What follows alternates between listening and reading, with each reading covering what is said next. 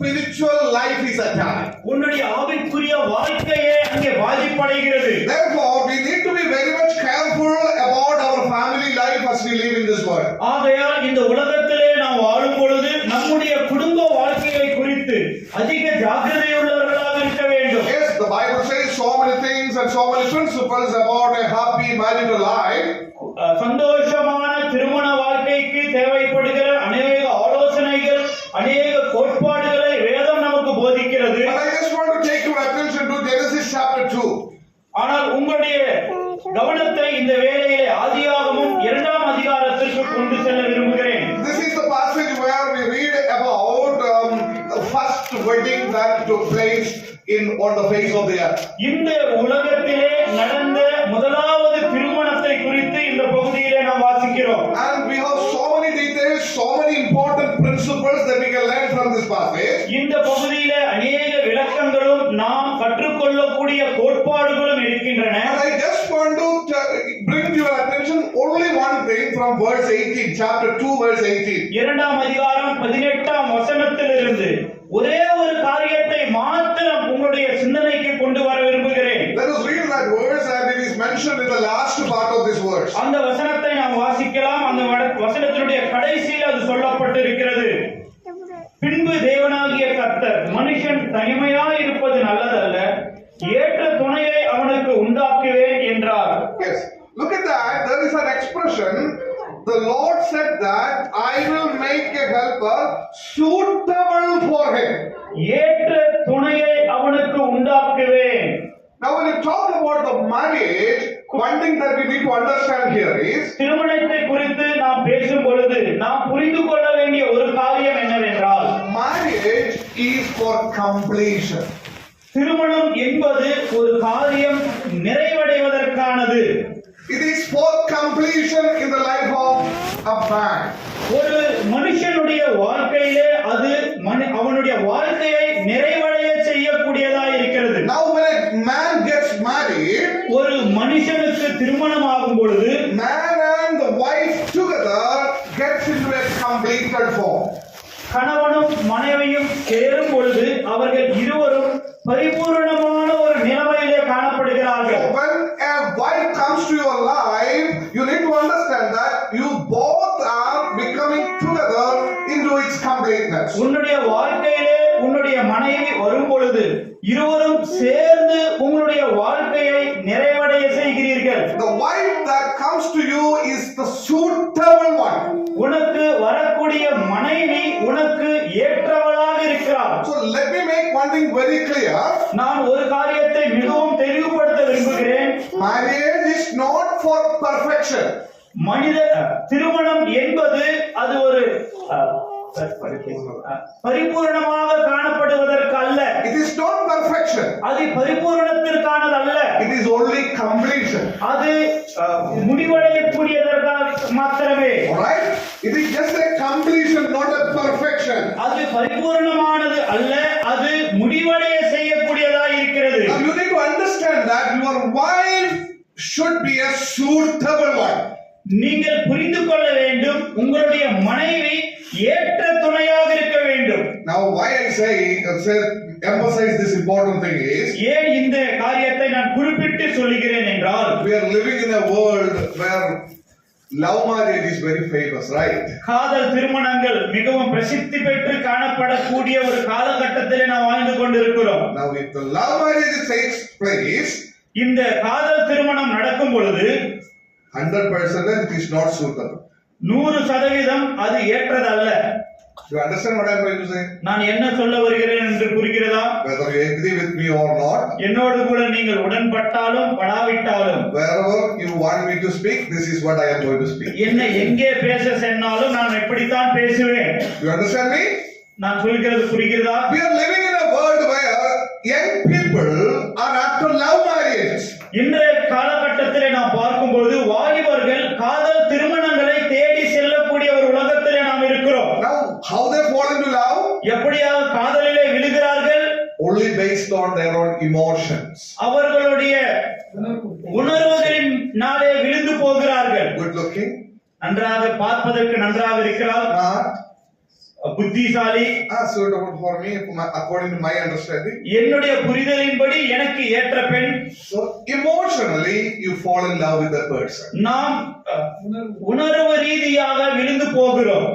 That is not what the Bible says about marriage. திருமணத்தை குறித்து வேதம் அப்படியாக போதிக்கவில்லை. Marriage is not something that you fall in love with somebody emotionally and then get married. திருமணம் என்பது உணர்வுபூர்வமாக ஒருவரிடத்திலே நாம் தொலைத்துவிட்டு அவர்களை திருமணம் செய்து கொள்வதல்ல. If that is what happening, you are not going to get a suitable person. அப்படி நடக்குமானால் நீ ஒரு ஏற்ற துணையை உனக்கு கிடைக்க போவதில்லை. And you need to understand that if you are not going to get a suitable person, you are going to struggle for your lifelong. ஏற்ற துணை உனக்கு கிடைக்கவில்லை என்றால் உன்னுடைய வாழ்க்கையின் முழுவதும் நீ கஷ்டப்பட போகிறாய். No way, you cannot run away. அதை விட்டு உங்களால் ஓடி போக முடியாது. In other words, I would say like this. இன்னொரு விதத்தில் எப்படியாக சொல்லலாம், if you get into marriage without any seriousness, just falling into love, ஜாக்கிரதை இல்லாமல் வெறும் காதலினாலே நீங்கள் திருமணத்திற்குள்ள வருவீர்களானால் your family life will be a literal hell on there. உன்னுடைய குடும்ப வாழ்க்கை என்பது இந்த பூமியிலே உங்களுக்கான நரகமாக இருக்கும். When you decide on your marriage or wedding, உங்களுடைய திருமணத்தை குறித்து நீங்கள் தீர்மானிக்கும் பொழுது Bible says so many things how a person should find your partner. வேதம் நமக்கு அநேக காரியங்களை போதிக்கிறது, எப்படி நாம் ஏற்ற துணையை கண்டுபிடிப்பது. I don't want to tell all those things now. அந்த எல்லா காரியங்களையும் இப்பொழுது சொல்ல நான் விரும்பவில்லை. If anybody is personally interested, come to me, I will tell you. யாராவது தனிப்பட்ட விதத்தில் ஆர்வமாக இருப்பீர்கள் என்றால் என்னிடத்தில் வாருங்கள், நான் சொல்கிறேன். Okay, how to find your mate. ஏற்ற துணையை எப்படி கண்டுபிடிப்பது? Bible gives the needed guidelines. வேதம் அதை குறித்து போதிக்கிறது, தேவையான ஆலோசனைகளையும் கொடுக்கிறது. So the Lord has prepared and made a suitable partner for you. கர்த்தர் ஏற்ற துணையை அவருக்கு ஆயத்தப்படுத்தினார். So when you get into marital life, you need to understand that the person that comes to your life is a suitable person. நாம் திருமண வாழ்க்கைக்குள்ளாக கடந்து செல்லும் பொழுது ஏற்ற துணை நமக்கு இருக்கிறதா என்பதை நாம் கவனிக்க வேண்டும். And now one thing that we need to understand this evening is, இந்த மாலையிலே நாம் புரிந்து கொள்ள வேண்டிய ஒரு காரியம், marriage is not perfection. திருமணம் என்பது அது பரிபூரணமானதல்ல. Don't expect perfection in your mate.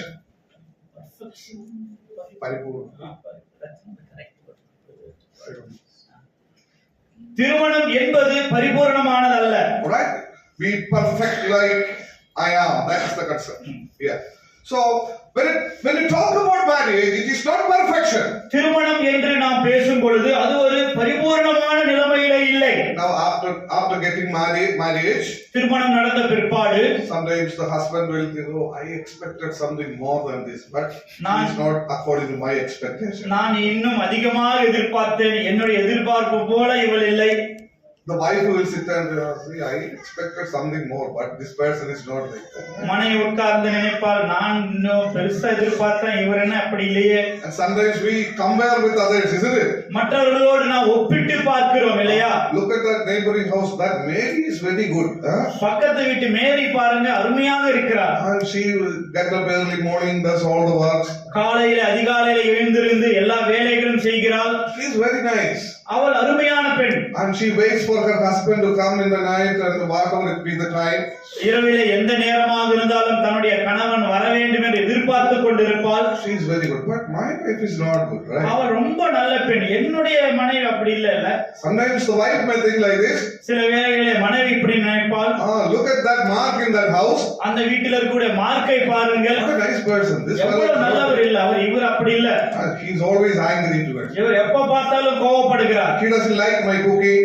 என்னுடைய சமையல் அவருக்கு பிடிக்கவில்லை. See that mark, he eats whatever she cooks. அந்த மார்க் பாருங்க, அந்த அம்மா என்ன சமைச்சாலும் சாப்பிடுறாரு இல்லையா?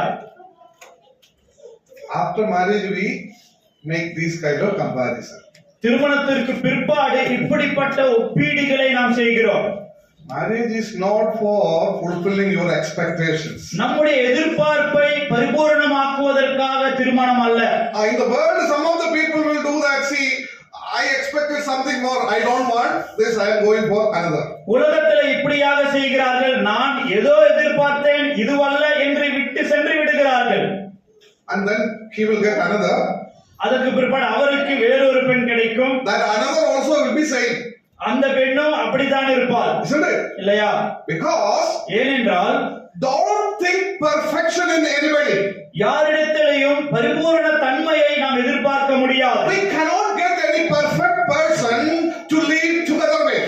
நாம் சேர்ந்து வாழ்வதற்கு எந்த ஒரு பரிபூரணமான நபரையும் நாம் கண்டுபிடிக்க முடியாது. Now when it comes into the marital life, நம்முடைய குடும்ப வாழ்க்கைக்கு நாம் வரும் பொழுது both the husband and the wife need to understand that we are different in our making.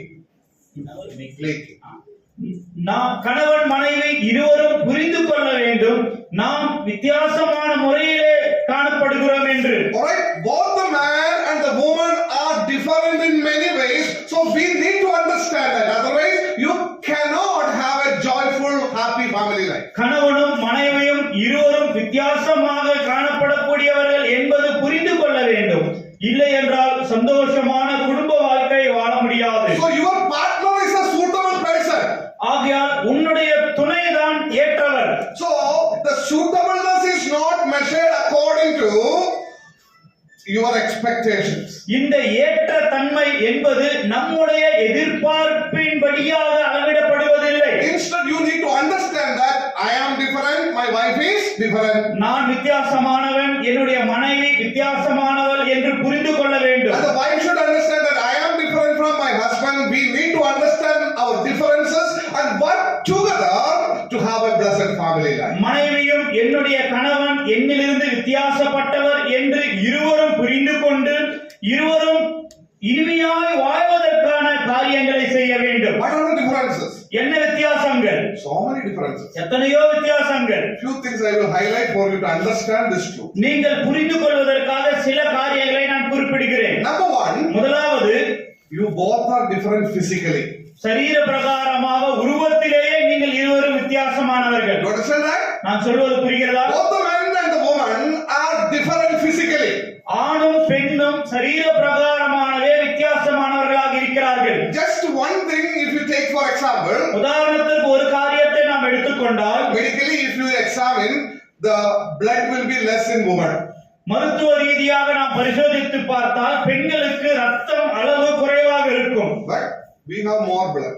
ஆனால் நமக்கு அதிகமான ரத்தம் இருக்கிறது. Because the woman has less blood, பெண்ணுக்கு குறைவான ரத்தம் இருக்கிற காரணத்தினாலே whatever be the situation, she will be able to get cold very easily. சூழ்நிலைகள் எப்படியாக இருந்தாலும் அவர்களுக்கு சளி சீக்கிரமாக பிடிக்கும். He will become cold in all the circumstances. She will not be that much more serious. Okay.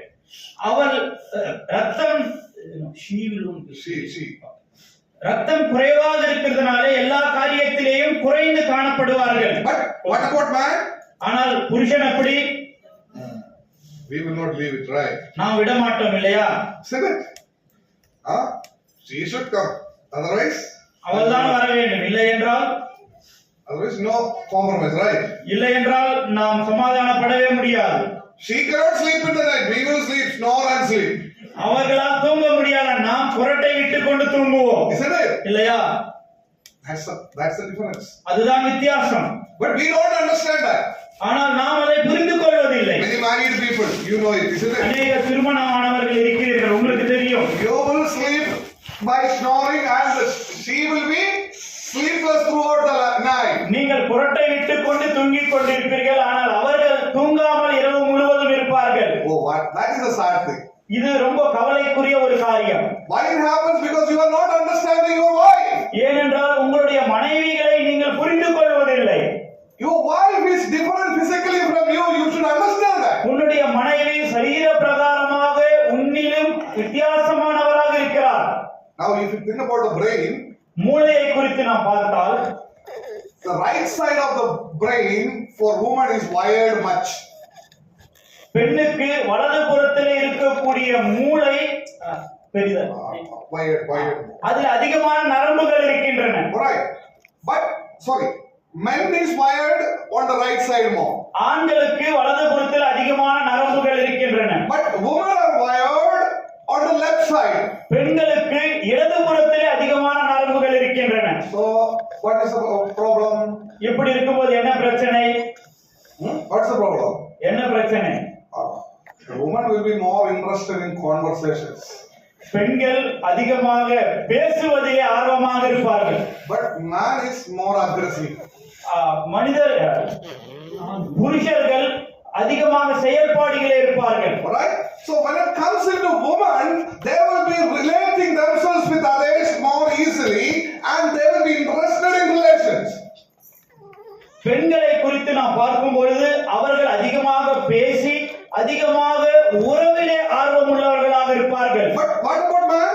ஆனால் புருஷர்கள் எப்படி? We are aggressive in all things by nature. நாம் எல்லா காரியத்திலும் சீக்கிரமாக செய்யக்கூடியவர்களாக இருப்போம். Just for example, உதாரணத்திற்கு if you take the children, small children in our house, நம்முடைய வீடுகளில் இருக்கக்கூடிய சிறு குழந்தைகளை நாம் பார்க்கும் பொழுது, suppose that you give a doll to a girl child. ஒரு பொம்மையை ஒரு பெண் குழந்தை இடத்துல கொடுங்க. Okay, what she will do? அவள் என்ன செய்வாள்? What she will do? அவள் என்ன செய்வாள்? She will take care of that doll. அந்த பொம்மையை நன்றாக பார்த்துக் கொள்வாள். She will name it. அதற்கு ஒரு பெயர் கொடுப்பார்கள். She will bath it. அதற்கு குளிப்பாட்டுவார்கள். She dresses it. அதற்கு உடையை உடுத்துவார்கள். She cares for it. அதற்காக அக்கறை கொள்ளுவார்கள். She sleeps with it. அதோடு கூட படுப்பார்கள். Isn't it? இல்லையா? You remember your childhood, right? உங்களுக்கு அனைவருக்கும் நீங்க சிறு குழந்தைகளை ஞாபகம் இருக்கிறது இல்லையா? Isn't it? That's what you do with. நீங்கள் அப்படி செய்வீர்கள் அந்த பொம்மையை வைத்து. But suppose உதாரணத்திற்கு a doll is given to a boy child. ஒரு ஆண் குழந்தைக்கு அந்த பொம்மை கொடுக்கப்பட்டால் What he will do? அவன் என்ன செய்வான்? He will use this doll as a hammer. Isn't it? அவர் அந்த பொம்மையை ஒரு சுத்தியை போல பயன்படுத்துவார்.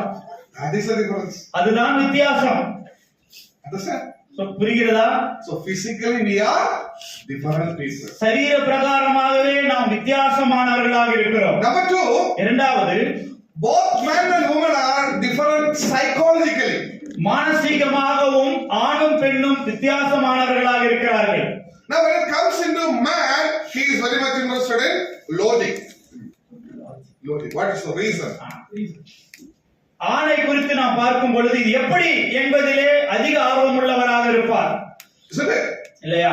And he wants a reason for this, reason for that. இதற்கான காரணம் அதற்கான காரணம் அவருக்கு அவசியப்படுகிறது. But woman? ஆனால் பெண்கள் they are emotional.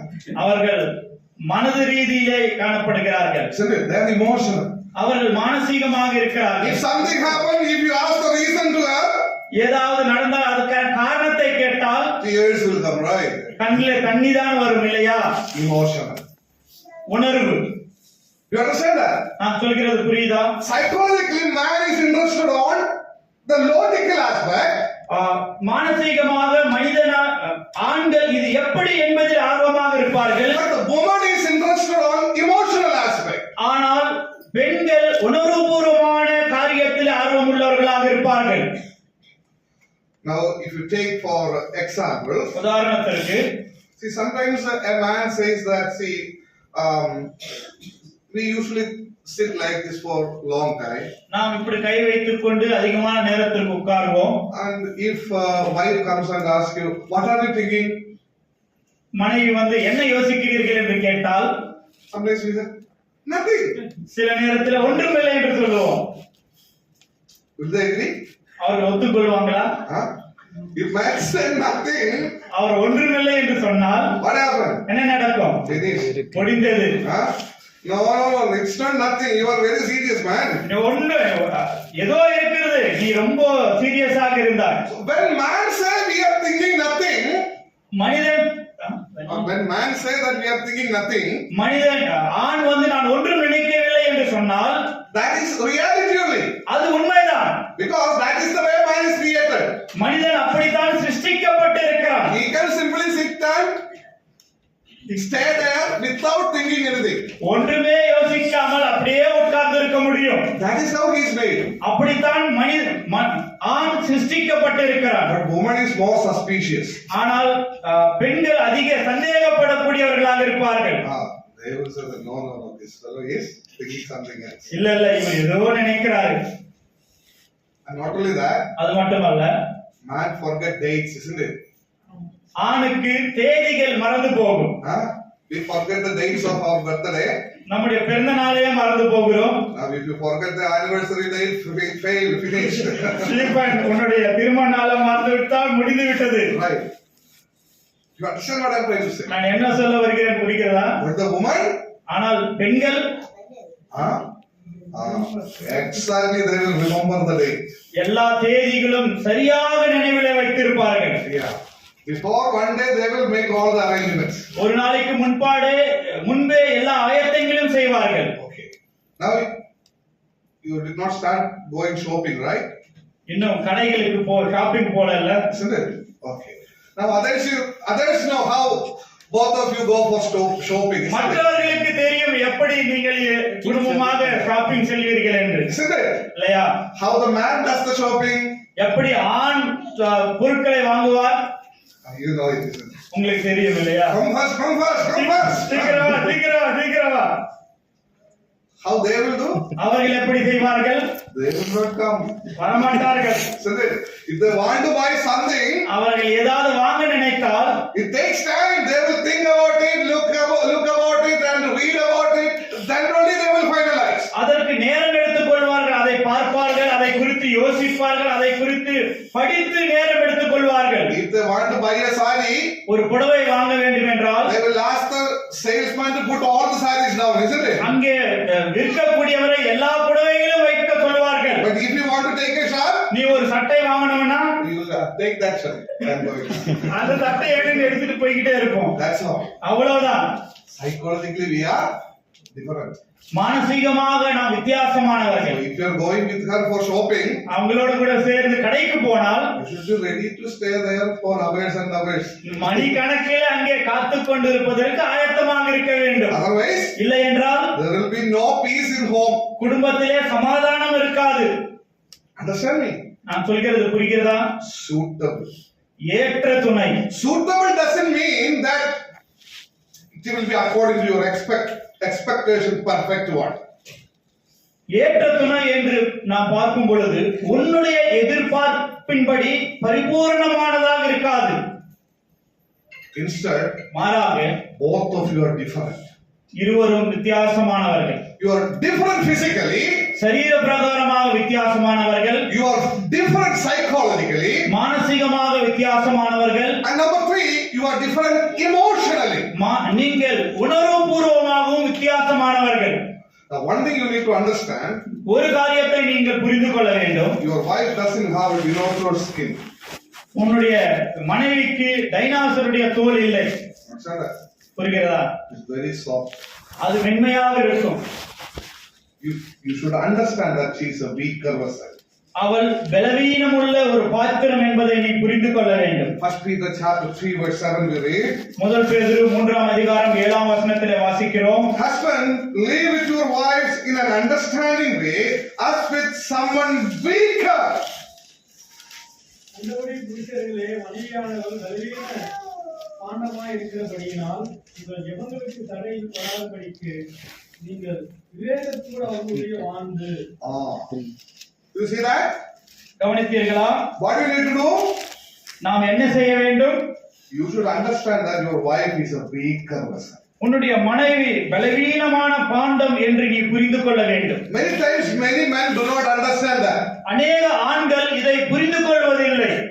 They will be just laboring like a slave in the house. அடிமையை போல அவர்கள் வேலை செய்து கொண்டிருப்பார்கள். Many men are not understanding that your wife is a weaker vessel. அநேக ஆண்கள் உங்களுடைய மனைவி பலவீனமான பாண்டம் என்று புரிந்து கொள்வதில்லை. So many lazy men are there. அநேக சோம்பேறியானவர்கள் இருக்கிறார்கள். So many lazy men. அநேக சோம்பேறியான ஆண்கள். They don't do any work. வீட்டிலே எந்த வேலையும் செய்ய மாட்டார்கள். Your wife is also going for work, isn't it? Sometimes. உன்னுடைய மனைவியும் சில வேலைகளிலே வேலைக்கு செல்வார்கள். So you think that you only go for the work and you are very tired. நீங்கள் மாத்திரமே வேலைக்கு சென்று மிகவும் சோர்வாக இருக்கிறீர்கள் என்று நினைக்கிறீர்கள். Understand that? They are also going out and doing the work. அவர்களும் வெளியே சென்று வேலை செய்கிறார்கள். But after coming home, வீட்டிற்கு வந்த பிற்பாடு again they have to work. திரும்ப வேலை செய்ய வேண்டும். They are weaker vessel. அவர்கள் பலவீனமான பாண்டம். Many times we are not understanding. அநேக வேளைகளில் நாம் அதை புரிந்து கொள்வதில்லை. We are not helping them out in the things of the house related activities. வீட்டிற்கு தேவையான வேலைகளிலே அவர்களுக்கு நாம் உதவி செய்வதில்லை. So it is very much important that we need to understand that we both, man and woman, are different emotionally. நாம் எல்லா வேளையிலும் இந்த காரியத்தை நினைவில் வைத்துக் கொள்ள வேண்டும். ஒரு ஆணும் பெண்ணும் உணர்வுபூர்வமாக வித்தியாசமானவர்கள். So the wife should understand that man is like this.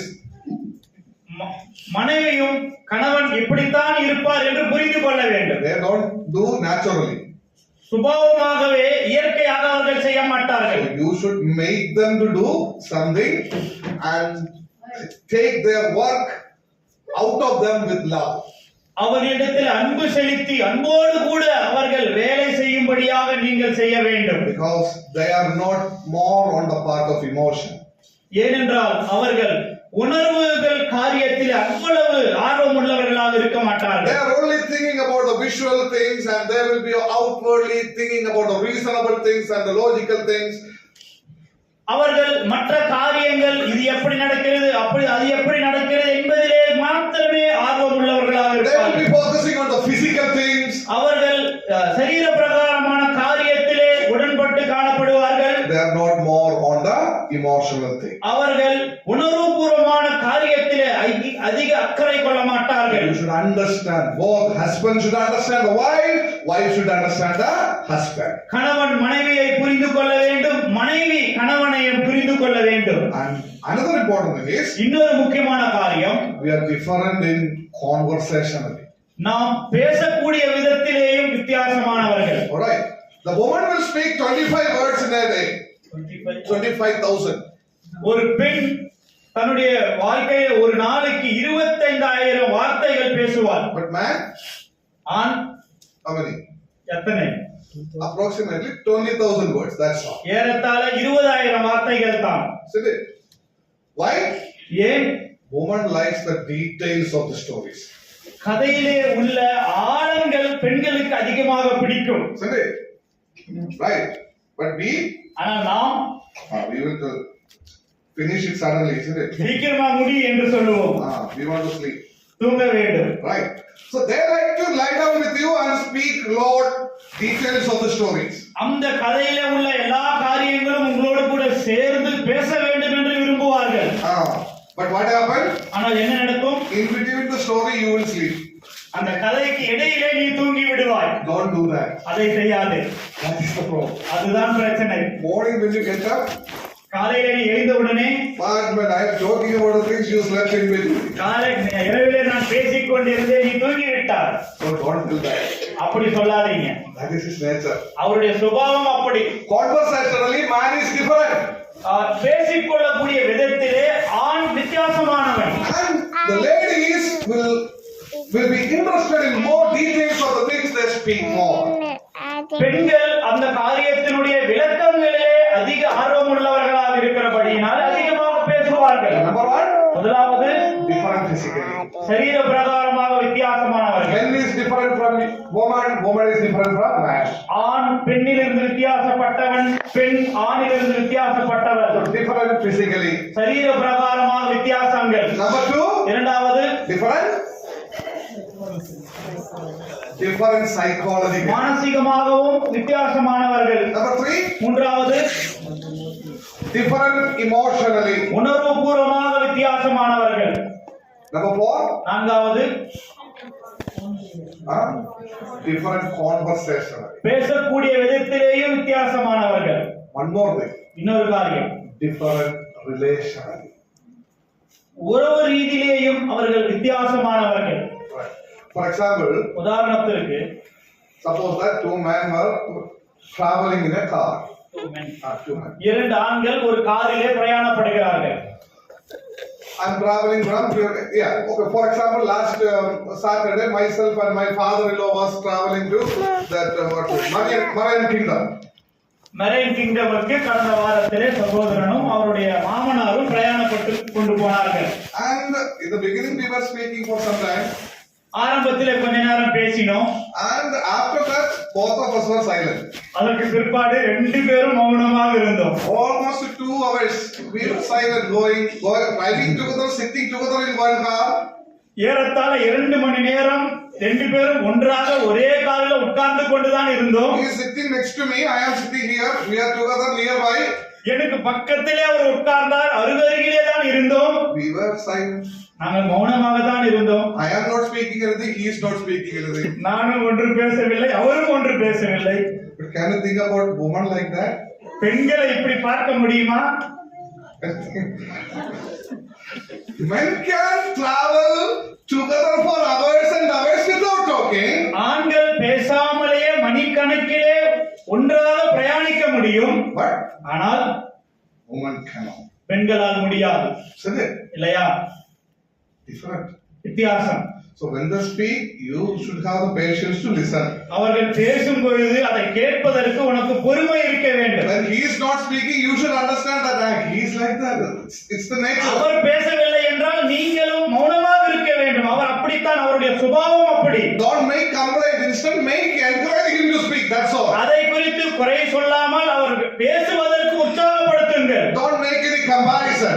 எந்த ஒப்பீடும் செய்யாதீர்கள். There comes all the problems. அப்போதுதான் எல்லா பிரச்சனைகளும் வரும். So dear brothers and sisters, பிரியமான சகோதரர்களே சகோதரிகளே, it's not for just for our newly wedded couple. புதுமண தம்பதிகளுக்கு மாத்திரம் அல்ல, It is for all of you. இது நம்ம எல்லோருக்கும். I don't know how is your family life going on. உங்களுடைய குடும்ப வாழ்க்கை எப்படி போகிறது என்று எனக்கு தெரியாது. We are sitting and smiling. நாம் இங்கே அனைவரும் உட்கார்ந்து சிரிக்கிறோம். It's good to smile. சிரிப்பது நல்லது. But think about your family life, how is it going on? ஆனால் நம்முடைய குடும்ப வாழ்க்கையை நாம் நினைத்து பார்க்க வேண்டும், அது எப்படி போகிறது. So we need to have a balance in all our relationship. எல்லா உறவிலேயும் ஒரு சமநிலைமையிலே நாம் காணப்பட வேண்டும். You understand what I am trying to say? நான் என்ன சொல்ல வருகிறேன் புரிகிறதா? Man is different from woman. ஆண் பெண்ணிலிருந்து வித்தியாசமானவராக இருக்கிறார். This is not understood by man and the woman in many families. That is the reason for many problems. அநேக குடும்பங்களிலே இந்த காரியத்தை ஆணும் பெண்ணும் புரிந்து கொள்வதில்லை, அதனால்தான் பிரச்சனைகள். Alright? So being suitable doesn't mean that you are not different. ஏற்ற துணை என்று நான் வாசிக்கும் பொழுது அது வித்தியாசம் இல்லை என்று அதனுடைய அர்த்தம் அல்ல. Both of you are different in many areas. இருவரும் அநேக காரியங்களிலே வித்தியாசமானவர்கள். Suitableness includes all differences. ஏற்ற துணை என்று பார்க்கும் பொழுது அது எல்லா வித்தியாசங்களையும் அடங்கக்கூடியதாக இருக்கிறது. So you need to understand both of your differences. ஆகையால் நீங்கள் இருவரும் உங்களுடைய வித்தியாசங்களை புரிந்து கொள்ள வேண்டும். And you need to balance between both of you. இந்த இரண்டு காரியங்களையும் சமநிலைமையிலே நீங்கள் பார்க்க வேண்டும். Then you can be happy in your family. அப்போதுதான் உங்களுடைய குடும்ப வாழ்க்கையிலே நீங்கள் சந்தோஷமாக இருக்க முடியும். Then you will be able to thank the Lord always for all circumstances. அப்போதுதான் கர்த்தரை நீங்கள் எல்லா வேளையிலும் எல்லா சூழ்நிலைகளையும் நீங்கள் ஸ்தோத்திரிக்க முடியும். So that is what the Lord is expecting from all the believing children of God. அவரை விசுவாசிக்க கூடிய பிள்ளைகளிடத்திலிருந்து தேவன் எதிர்பார்ப்பது இதுதான். Such a wonderful family life is what God's expectation about us. இப்படிப்பட்ட அற்புதமான குடும்ப வாழ்க்கையை தான் தேவன் நம்மிடத்திலிருந்து எதிர்பார்க்கிறார். So may the Lord give us the needed grace to understand it so that we will be thankful in our family life always in all circumstances by understanding each other and giving glory to the Lord. இந்த சத்தியத்தை புரிந்து கொள்வதற்கு தேவன் தாமே தேவைப்படுகிற கிருபையை கொடுப்பாராக. நாம் அப்படி புரிந்து கொண்டு கர்த்தருடைய நாமத்தின் மகிமைக்கென்று வாழ்வோமாக. These principles can be understood and applied only by the children of God. இந்த கோட்பாடுகள் தேவனுடைய பிள்ளைகளால் மாத்திரமே புரிந்து கொள்ள முடியும், அவர்களால் மாத்திரமே அபியாசப்படுத்த முடியும். Who is the children of God? யார் தேவனுடைய பிள்ளைகள்? Who believes in the name of the Lord Jesus. கர்த்தராகிய இயேசு கிறிஸ்துவின் நாமத்தை விசுவாசிக்க கூடியவர்கள். And if you do not believe in the name of the Lord Jesus. நீங்கள் இதுவரைக்கும் விசுவாசிக்கவில்லை என்றால் இன்றைக்காவது அவரை விசுவாசியுங்கள். and the Lord will give you the grace to follow these principles, and you will have a blessed life. தேவன் தாமே இந்த கோட்பாடுகளை பின்பற்றுவதற்கு தேவையான கிருபையை அவர் கொடுப்பார். ஆசீர்வாதமுள்ள குடும்ப வாழ்க்கை வாழ முடியும். One thing I want to make very clear is, ஒரு காரியத்தை நான் மிகவும் தெளிவுபடுத்த விரும்புகிறேன். all the human being who is born into this world is a sinner. இந்த உலகத்திலே பிறக்கக்கூடிய ஒவ்வொரு மனிதனும் பாவியாக இருக்கிறான். The Lord Jesus Christ is the only one who can forgive your sin. கர்த்தராகிய இயேசு கிறிஸ்துவானவர் மாத்திரமே உன்னுடைய பாவங்களை மன்னிக்க முடியும். He died for you. உனக்காக அவர் மரித்தார். He was risen again from the dead on the third day. மரித்து மறுபடியும் மூன்றாம் நாளிலே உயிரோடு கூட எழுந்தார். He is the living Savior of the world. அவர் ஜீவிக்கிற இரட்சகராக இருக்கிறார். If you believe in His name, அவருடைய நாமத்தை நீங்கள் விசுவாசித்தால், you will become His child. நீ அவருடைய பிள்ளையாக மாறுவாய். You will be able to have a wonderful life on this earth and even after you are there. இந்த உலகத்திலே நீங்கள் அற்புதமான வாழ்க்கையும் அதற்கு பிற்பாடும் உங்களால் வாழ முடியும். So may the Lord give all of us to understand the truth clearly and take the needed decisions in our lives. தேவன் தாமே இந்த சத்தியங்களை நாம் அனைவரும் தெளிவாக புரிந்து கொள்வதற்கு உதவி செய்து தேவையான தீர்மானங்களை எடுப்பதற்கும் உதவி செய்வாராக. May His name be glorified. அவருடைய நாமம் மையப்படுவதாக.